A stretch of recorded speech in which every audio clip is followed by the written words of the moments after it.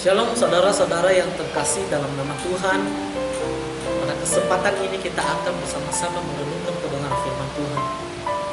Firman Tuhan untuk hari ini bagi kita adalah terambil di dalam 2 Timotius pasal 2 ayat 1 sampai dengan ayatnya yang kedua. Demikianlah bunyi kebenaran firman Tuhan. Sebab itu, hai anakku, jadilah kuat oleh kasih karunia dalam Kristus Yesus.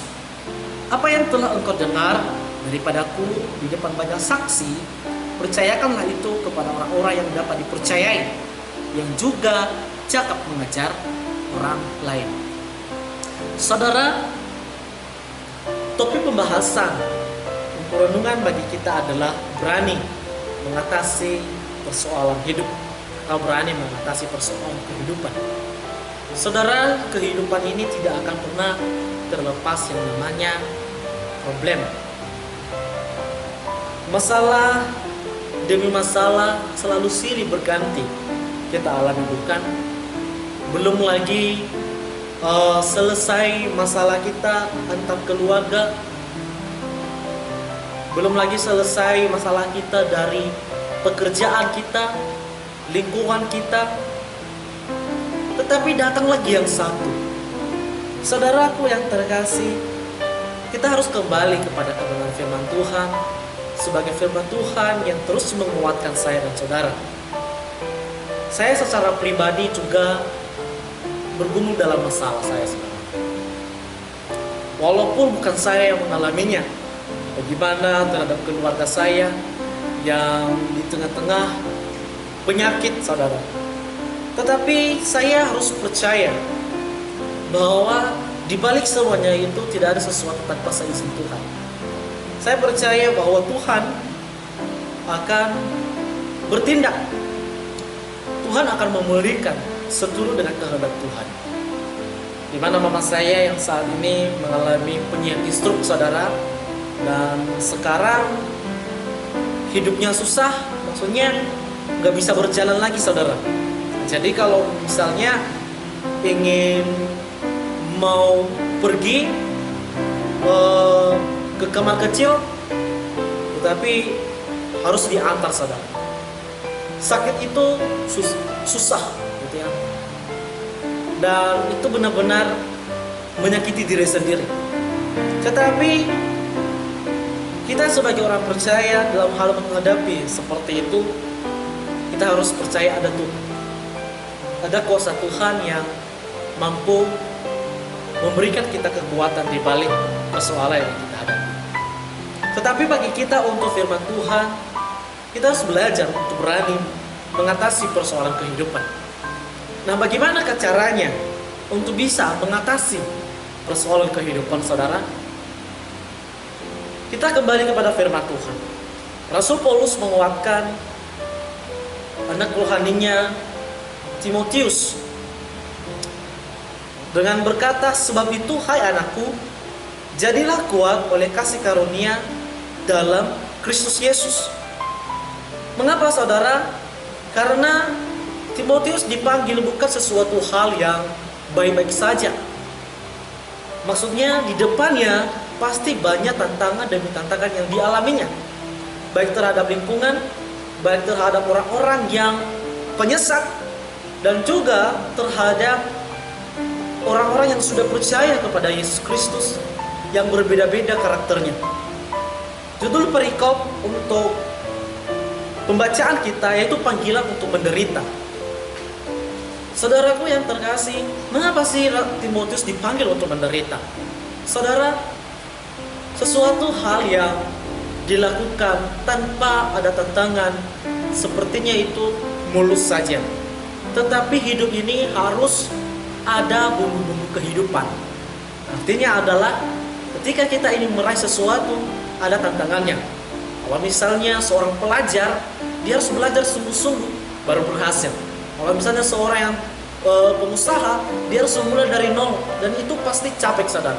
Dan oleh sebab itu, apalagi dalam pelayanan, tidak semuanya baik.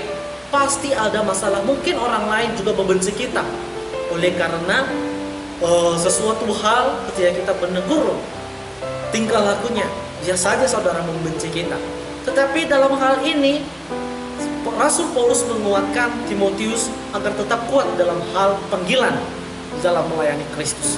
Saudaraku yang terkasih dalam nama Tuhan Yesus Kristus, yang pertama yang perlu kita belajar pada kita adalah tetap kuat dalam Tuhan. Mengapa kita harus tetap kuat di dalam Tuhan? Karena sumber kekuatan kehidupan kita adalah Yesus, saudara.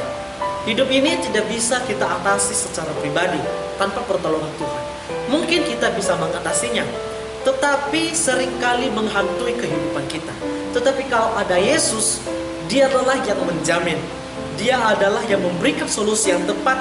Dia adalah jalan yang dapat membukakan pintu-pintu dalam setiap persoalan yang kita hadapi. Saudaraku yang terkasih di dalam nama Tuhan Yesus Kristus, oleh sebab itu kita harus tetap kuat ketika ada sesuatu yang menerpa kehidupan kita. Kita harus tetap kuat. Artinya adalah kita harus benar-benar mengandalkan Tuhan. Di balik semuanya itu kita harus menyadari ada kuasa Tuhan di balik ketakutan kita. Ada kuasa Tuhan nyata, saudara. Asalkan kita benar-benar sungguh-sungguh dan percaya kepada Tuhan. Saudaraku yang terkasih, yang kedua adalah sesuai dengan kebenaran firman Tuhan yang kita pelajari, bagaimana Timotius menghadapi pengajaran-pengajaran yang sesat. Oleh sebab itu Rasul Paulus tidak akan berhenti untuk menasihati Timotius sebagai anak rohaninya, saudara. Yang kedua adalah percaya akan kebenarannya.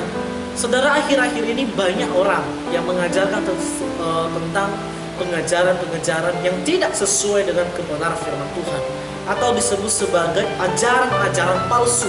Dan oleh sebab itu kita sebagai orang yang sungguh-sungguh mengenal Kristus, kita harus lebih dalam mendalami kebenaran firman Tuhan. Ketika kita mendalami kebenaran firman Tuhan secara baik dan tepat, kita tidak akan salah. Karena kenapa? Karena yang kita teliti adalah firman Tuhan yang benar-benar dari Allah sendiri. Oleh sebab itu apa yang disampaikan oleh kebenaran firman Tuhan, itulah yang harus kita bicarakan. Saudaraku yang terkasih di dalam nama Tuhan, oleh sebab itu di dalam hal mempercayakan akan kebenaran firman Tuhan, kita harus lebih mengenal lebih sungguh kebenaran itu. Kalau perlu mengkajinya, mana yang asli, mana yang palsu. Dengan demikian saudara, kita bisa membedakan ajaran palsu dan ajaran yang benar-benar Injil, kebenaran firman Tuhan. Saudaraku yang terkasih di dalam nama Tuhan Yesus, panggilan untuk menderita seperti yang dialami oleh Timotius itu tidak segampang untuk membalik ke lapang tangan saudara. Tetapi Rasul Paulus tetap menguatkannya untuk menghadapinya. Demikian pula dalam kehidupan kita ini, saudara, kita pun harus tetap kuat dan percaya akan kebenaran firman Tuhan.